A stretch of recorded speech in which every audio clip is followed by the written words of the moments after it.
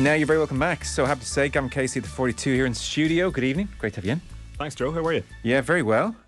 This fight is finally here. Feels like we've been talking about it for a long time. Undisputed champion in 2 weight classes. The prize on offer to Katie Taylor this Saturday at the 3 Arena. Chantelle Cameron, very much here, as she said herself, to spoil the party. This will be on DAZN. Wondering when the GAA Go-esque realisation will kick in for people that somehow this hasn't been snapped up free to air and they'll have to make a decision sometime around Saturday evening is going to kick in. It's a funny one with DAZN because for all of their efforts, I suppose, to break into the mainstream broadcasting market, when you're just an app, which is what it has been for a long time, even if it is relatively convenient once you have it on your phone and if you can afford to pay for it, it's almost the idea of having to download the app to watch something. You're like, nah, I'll leave it off. I'll see the highlights in the morning. But they do now have a linear TV channel as well, which from their perspective will hopefully afford them the chance to even show themselves in pubs and things like that, which hasn't been an option for them, again, because they've been an app for so long. Okay. So, yeah, it's a funny one, I guess. Even though Taylor has been fighting on DAZN for the past 2.5, 3 years since Eddie Hearn left Sky Sports and teamed up with them, I will still receive a lot of questions as to where the fight is going to be shown. Like, they just haven't really made the cultural impact, I guess, that they were looking to make. I think it's €10 territory a month, so it's not the most exorbitant. I think it's gone up. I think it might. What hasn't gone up? What hasn't gone up, Gav? Yeah, exactly. Okay. So Katie Taylor comes into the fight as the undisputed lightweight champion. She is 22-0. Chantelle Cameron, current undisputed light welterweight champion, 17-0, 8 by knockout. Come bell time, Cameron will have the guts of 10 pounds on Katie Taylor here. I would imagine so, yeah. I suppose there are 2 ways of looking at it. The way Taylor would see fighting up at light welterweight is that to not have to cut weight, from her point of view, is an advantage in that, as she says, she can just focus on the fight and the tactics involved and her mental preparation, I guess. She walks around at about 142, 143 pounds when she's out of office, and the limit of light welter is 140. So there's virtually no cut involved for her. Cameron, I'm not sure what she walks around at, but certainly there will be a cut for her. She looked in really good condition today at the public workouts. But the thing is, after the weigh-in on Friday, she has free rein to rehydrate to whatever size feels comfortable for her. So yeah, probably 10 plus pounds is what I'd reckon, which, when you're talking about 2 human beings who are actually quite small, is a significant advantage. And even looking at them today, they didn't cross paths necessarily, but you could just notice that Chantelle Cameron is a bigger woman than Katie Taylor, and we already know she hits harder. She hits harder even up at a heavier division. She's probably physically stronger. She's younger. She's fresher in boxing terms, fewer miles on the clock. So I would say this is a fight that actually favours her in more ways than it doesn't. Yeah, 3 inches reach as well over Taylor 69 to Taylor 66. You mentioned the age difference, and it's not just that it's 4 years. It's 4 years when you're 37, as Taylor is. Like 37 or 5 years, 37 against a 32-year-old feels very different to a 30-year-old against a 25-year-old. As we all find out, Gav, these are costly years in your mid-30s when it comes to ageing. And the other thing is, Katie's been in a lot of wars, a lot of mileage on the clock, a lot of mileage in those calves. I know you were writing about that in the 42. It doesn't seem Chantelle Cameron would have come through half the punishment that Katie's been on the end of. No, definitely not. And the thing you mentioned about the calves is only interesting because it's a fight in which Taylor's going to have to remain as mobile as is humanly possible for 10 rounds in order not to get trapped in corners or tight spots the way she did against Amanda Serrano, in order not to allow Cameron to tie her up in the clinch and drain her energy that way so that she can come on strong in the final stretch of the bout. And age is just a number, right? Like, I know it's a cliche, but it actually applies to sports generally as well. It really is about mileage. Like, the odometer will start ticking over when you're in some of the fights that Taylor has been in over the last 3-4 years. It's important to stress she has won a world title at 140 pounds herself, right? So that was Manchester in 2019, but we are talking 3.5 years ago. It was November 2019 against Christina Lidarditu from Greece, who isn't quite the fighter that Chantelle Cameron is, and Taylor navigated that fight pretty well, but it was tricky.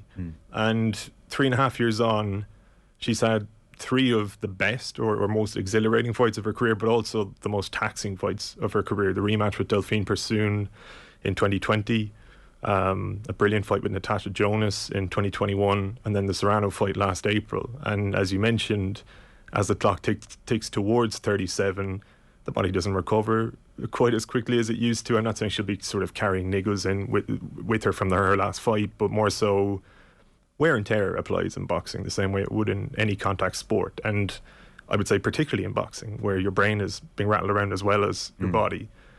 So at a certain point with most fighters, if they stay there for a little bit too long, they find out that it was one too many. It was one step too many. Mickey Ward mentioned in his third fight with Arturo Gatti, he felt himself growing old between rounds. Literally, as he got off the stool, I think it was in the third round, he realised, it's gone. And he lost that fight. And from an Irish perspective, that's what we hope doesn't happen this weekend. Taylor would tell you there's absolutely zero danger of that happening. And somebody like her who lives the life, who really, aside from her loved ones, her faith, and I guess her boat in Connecticut, where she tends to escape from the world and goes out on the Connecticut River, like boxing is the central pillar of her existence, and she dedicates pretty much every spare moment she has to it, and probably even some of the moments that aren't spare.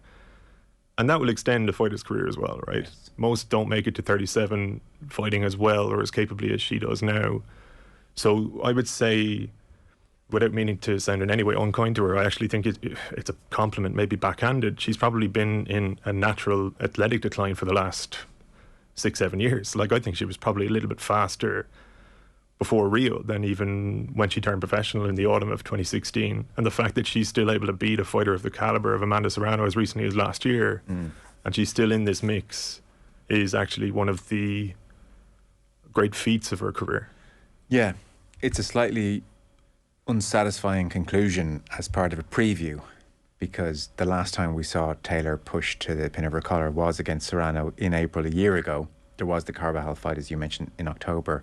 But in effect, it's not like a soccer player where you can spot the decline on a regular basis. In boxing, you give it all, you fight, you go into hibernation. None of us quite know how you're going to re-emerge. Maybe you don't quite know how you're going to re-emerge. So it's like a question mark hanging over this fight, and it's very hard for anybody to give a conclusive answer, but it's really worth noting. In terms of, styles making fights, you said there that Taylor's going to have to stay very mobile here. Is that because if she gets into a brawl with Cameron, it's just the strength, which we've mentioned, is going to be too much for Taylor in a brawl? Are you sure you're ready to commit to that?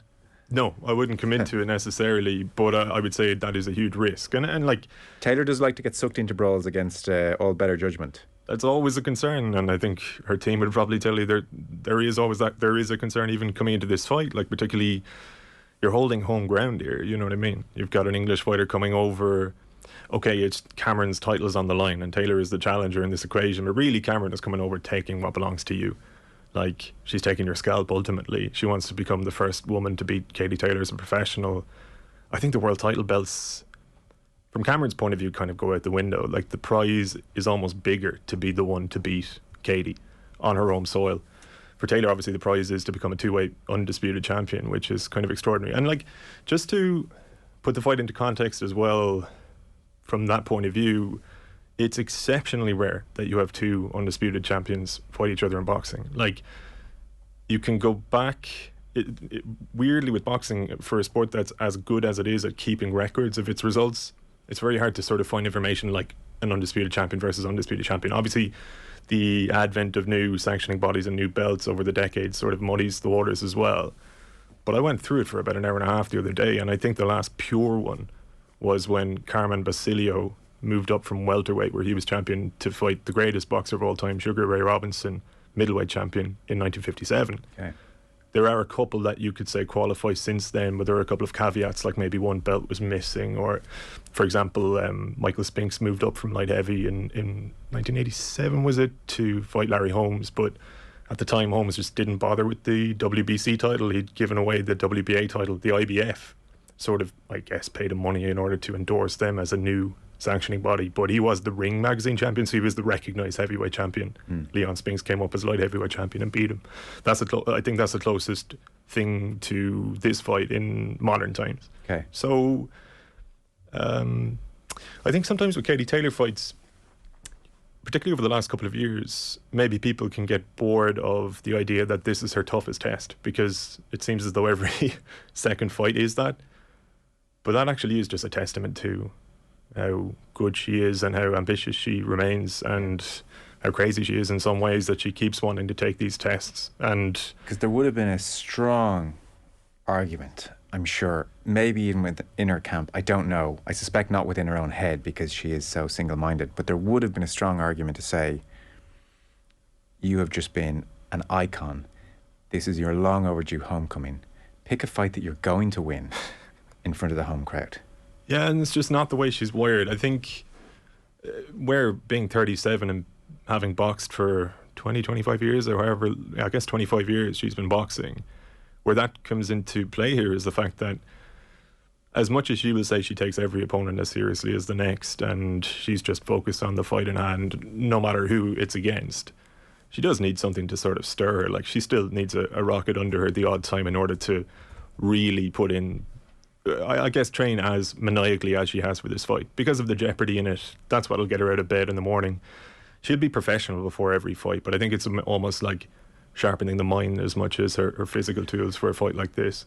Will Cameron have experienced anything like this before?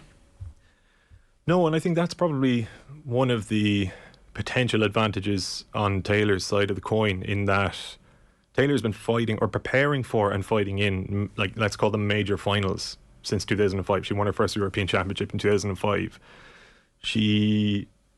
Cameron's amateur career was actually pretty impressive, but just nowhere near the level of Taylor's. Her best two results at major championships were a silver medal at the 2010 EU Championships, were a little bit of a diluted version of the Europeans, and then Taylor actually beat her in the semi-final of the same tournament the year afterwards. But I think that was Cameron's 11th or 12th major international fight at that time, so you can disregard it as far as it pertains to this Saturday.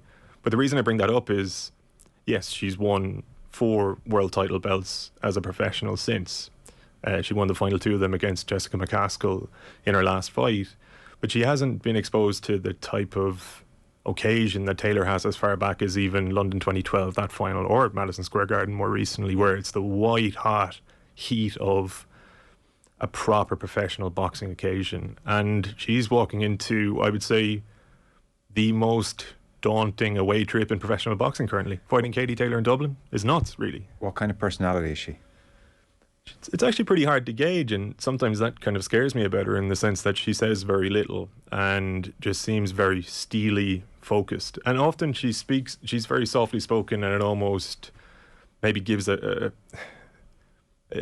fraudulent sense of vulnerability, not intentionally, but just that she speaks so softly, and she almost seems unsure of herself in public speaking, that you think she can be gotten at. And then you see her fight, and maybe a little bit like Taylor herself, there's such a dichotomy between the two things. And what have the pre-fight relations been like? I did see, for instance, Cameron was expressing a certain worry that Taylor often gets the nod in close-run fights. Mentioned Delphine and Amanda, and they could have been close fights. Katie gets the nod, so home crowd, home judges.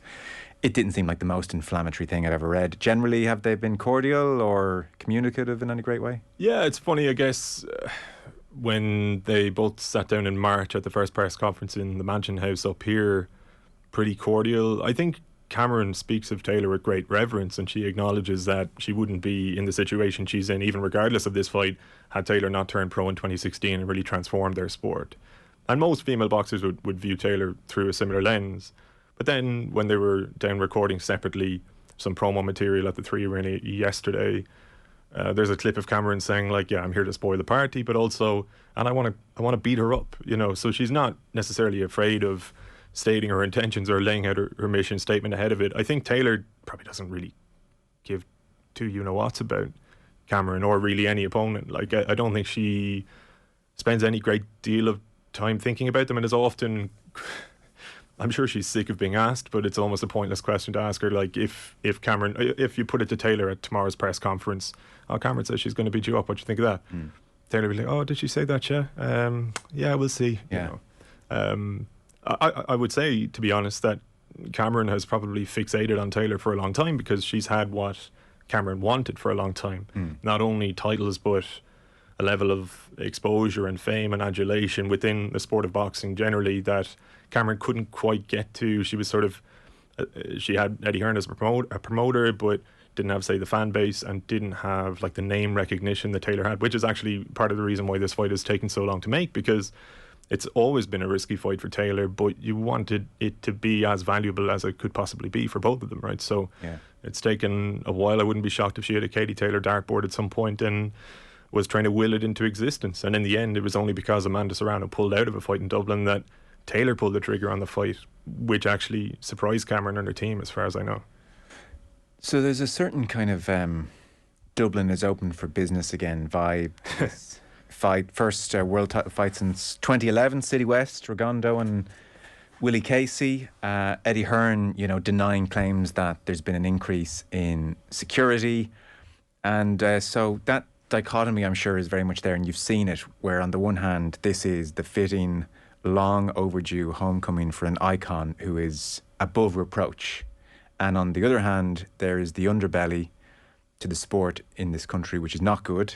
And I don't think anybody is naive enough to suggest the issues have been fully resolved. And you have, Jamie Moore refusing to answer questions about Daniel Kinahan when Kieran Cunningham asked him about his endorsement to Kinahan previously.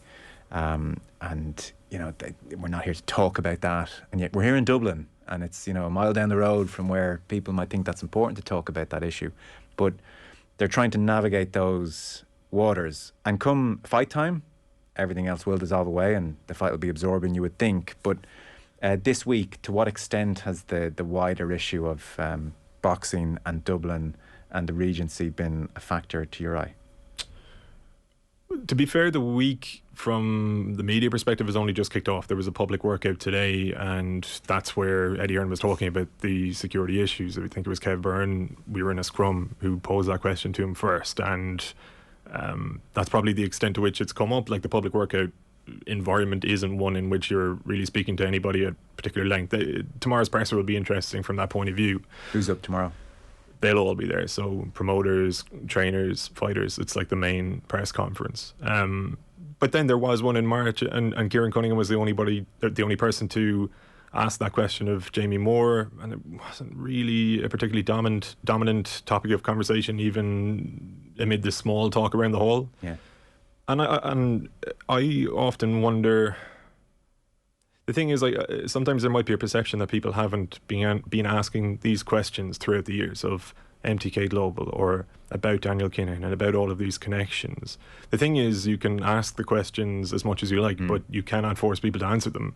And that's the card that Jamie Moore played when Kieran asked him that question. And really, there isn't a great deal of available follow-up questions to that. Like, Kieran did follow it up by saying exactly as you say, Joe, well, do you not think it's worth talking about given we're here? Yeah.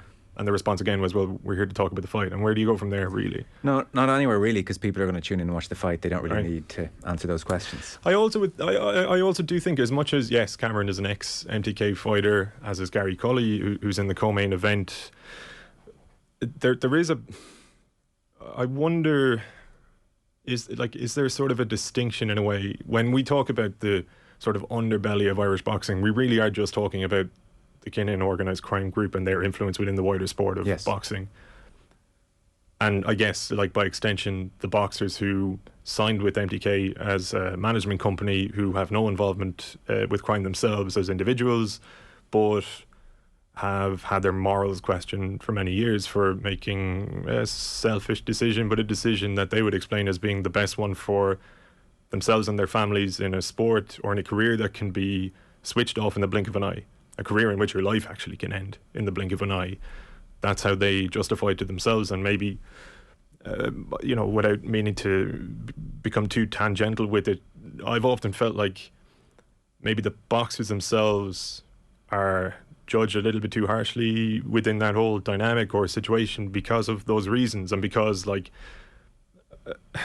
there aren't a great deal of options in boxing if you want to really further yourself or really be looked after. And one thing MTK Global, for all of the badness that the people behind the scenes brought into the world, they were a pretty decent management company, strictly in a business boxing sense. And I often think as well, I don't know, I'm wearing a pair of Nike runners. When I went into a shop to buy them, like, did I stop and think where they were made? Like, I know where they were made, right? But you sort of park things to suit yourself every now and then. And if you're a boxer from England, for example, who might be vaguely aware of what MTK truly was or some of the nefarious forces behind it, but you sort of frame it in your head or square it away as being a foreign problem, it's an Irish problem. Yeah. It was an easy decision to make. And that the reason I say all of that is, like, MTK are gone. Absolutely, Kinnan remains influential in the sport, but, like, what are we going to do? Like, root him out, you know? Another aspect just to touch on before the clock comes against us, and perhaps this depends on your perspective on Conor McGregor. There are probably lots of people listening who adore the man as much as ever. I think there is a fair quotient of the country who now have serious reservations about Conor McGregor just based on his behaviour in recent years. And by contrast, you have in Taylor maybe the most revered sporting brand around, and yet their relationship seems incredibly tight. McGregor's come on board as a big sponsor. She was thanking him on Instagram. He's all over this week all of a sudden. Yeah, I don't know if their relationship is incredibly tight. To me, it feels as though, for all of his obvious faults, McGregor has actually been a genuine supporter of Katie Taylor's for an awfully long time. I remember a fight it was either Boston or Philadelphia. She had two in quick succession in both of those cities. And he came into the place, and at that time he was probably at the height of his fame/infamy, and all of the Irish fans went nuts. And then he was behind the scenes in her changing room, whatever. And then afterwards he used his profile to really big her up at a time when she was breaking through into the mainstream of boxing. And it was probably beneficial for her, to be totally honest. And I would see this sponsorship deal as really a deal between Conor McGregor and Eddie Hearn. Like, Eddie Hearn is looking at Conor McGregor not as a guy that you or I or anybody else might have issues with. Yeah. I mean, I don't think about him at all, to be honest. But, like, he's looking at it as a business transaction and a handy buck. All he has to do is slap a decal on the canvas, and his job is done, and he's getting paid to do that, and it takes some of the edge off paying for a show that's twice as expensive, even in the 3 Arena, than it would be in Wembley Arena or somewhere like that. And I don't know if it is especially relevant to the fight at all. I guess, like, to what extent will somebody at home even be aware that that's a thing? You and I are talking about it now, and they're listening to it on the radio, and like, oh, maybe, like, that might be the first they're hearing of McGregor's involvement in it. To me, it's something that's going to pop up on Instagram and Twitter. Katie thanking Conor in a message, or Matchroom sent around a press release that they've agreed the sponsorship deal, blah, blah, blah, blah, blah. That's not dropping into the email inboxes of any normal human being. It's just media, right? Like, it feels as though it's something that exists within a bubble and is, to me, distinct from the actual competition on Saturday night. People can disagree with that as well, that's fine, but I guess I don't see it as being like a massive issue, because I just don't care about it that much personally. So, final word on the fight itself. I spoke to you a couple of weeks back, and I felt you were leaning reluctantly towards Cameron, that this might be the time Katie gets caught.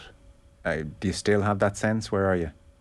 Yeah, I have an awful feeling in my waters about it, to be totally honest. And I had that... No, I didn't have the same feeling ahead of the Serrano fight. But the thing is, and people have pointed this out already to me in comment sections and emails and whatever else, I did back Serrano to beat Taylor in April of last year, and I got that wrong. And that was a time at which I genuinely did not believe that Taylor could sort of elevate herself in my own estimation. Like, just strictly as an Irish sports person, as an athlete, for all she's achieved, I thought I could not think more highly of her than I did at that time. And then she came back from the dead in the 5th round, took over the fight down the stretch, and actually finished over the top of Serrano, finished more strongly than a fighter who almost knocked her out 4 rounds previously. Like, that, to me, like, brought her, like, it further into the stratosphere. And I'm sure you said that night, I'll never write her off again. I probably did, but it feels like a long time ago now. To be honest, like, Katie Taylor is a better boxer than Chantelle Cameron. Only fractionally better, like, but is better. Okay. Better footwork, better actual boxing, better hand speed. Still, it's a size thing. We say in boxing that speed kills, but, like, more often than that, if you're playing like rock, paper, scissors, size will trump speed. And Cameron is going to be just the naturally more comfortable 140-pound fighter on the night, probably 150-odd pounds, whereas Taylor will be maybe 141. And I think if Taylor can produce something reminiscent of that surrounded fight minus the 5th round, yeah, she can win the fight absolutely because she's a better boxer. I just think it's unlikely that Cameron won't have a big say in the fight over 10 rounds. And it's a very long-winded way of my saying that I would lean slightly towards Cameron, and I think that if Taylor wins it, as much as it might bore people, it will be the greatest victory of her career. It'll surpass the Serrano one. It'll surpass Sofia Ochagawa 2012 2-weight undisputed champion against a bigger fighter in your hometown as well, or in your home country. Doesn't really get much bigger than that. So who knows? We'll probably be having the same conversation this time next year when she... You said she was going to lose to Cameron and she won. Who's next up? Yeah. Yeah. All amazingly set up. Gav, I'm sure you're all over it right across the week on the 42, and people can check out your pieces. Thanks so much.